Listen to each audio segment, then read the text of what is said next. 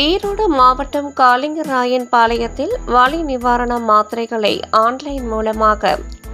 மும்பையில் இருந்து வாங்கி போதைக்காக சுற்றுவட்டார பகுதி பள்ளி கல்லூரி மாணவர்களுக்கு விற்பனை செய்த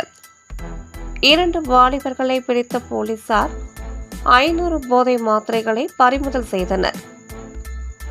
ஈரோடு மாவட்டம் பவானி அருகே உள்ள சித்தோடு காவல் நிலைய எல்லைக்கு உட்பட்ட காலிங்கராயன் பாளையம், அணைத்தோப்பு, அணைநாசுவம் பாளையம் பகுதியில் இளைஞர்கள் சிலர் வலி நிவாரண மாத்திரைகளை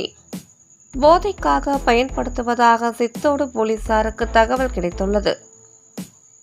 தகவலின் அடிப்படையில் இன்ஸ்பெக்டர் ரவி தலைமையிலான தனிப்படை போலீசார் அந்த பகுதியில் ரகசிய விசாரணை நடத்தியதில் அந்த பகுதியை சேர்ந்த சில இளைஞர்கள் சட்டவிரோதமாக ஆன்லைனில் மும்பையில் இருந்து வலி நிவாரண மாத்திரைகளை போதைக்காக வாங்கி பயன்படுத்தி வருவதும்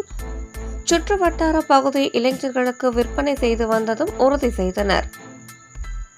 இந்த நிலையில் சந்தேகத்திற்கு உரிய வகையில் அந்த பகுதியில்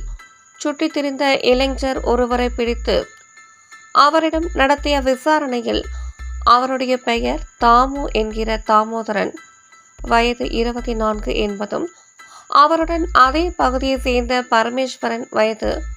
31 என்பவரும் கூட்டாக சேர்த்து வலி நிவாரண மாத்திரைகளை மும்பையில் இருந்து ஆன்லைன் மூலமாக ஆர்டர் செய்து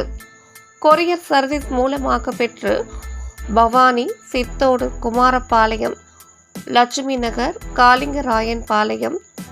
என பல்வேறு பகுதிகளில் மாத்திரைகளை தங்களுடைய இருசக்கர வாகனத்தில் வைத்துக்கொண்டு பள்ளி கல்லூரி செல்லும் மாணவர்களுக்கும் இளைஞர்களுக்கும் விற்பனை செய்து வந்தது தெரிய வந்துள்ளது. மேலும் 10 எண்ணிக்கை கொண்ட மாத்திரை அட்டை 38 ரூபாய்க்கு வாங்கி அதனை ஒரு மாத்திரை 3500 ரூபாயிலிருந்து 5000 ரூபாய் வரை விலை வைத்து விற்பனை செய்து வந்ததும் தெரிய வந்தது.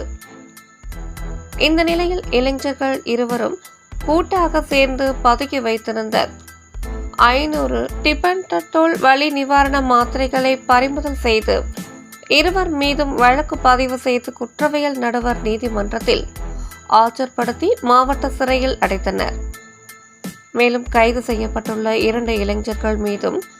ஈரோடு மாவட்டத்தில் பல்வேறு காவல் நிலையங்களில் 7க்கும் மேற்பட்ட போதை மாத்திரை விற்பனையில் ஈடுபட்டது சம்பந்தமான வழக்குகள் நிலுவையில் உள்ளதும் குறிப்பிடத்தக்கதாகும்.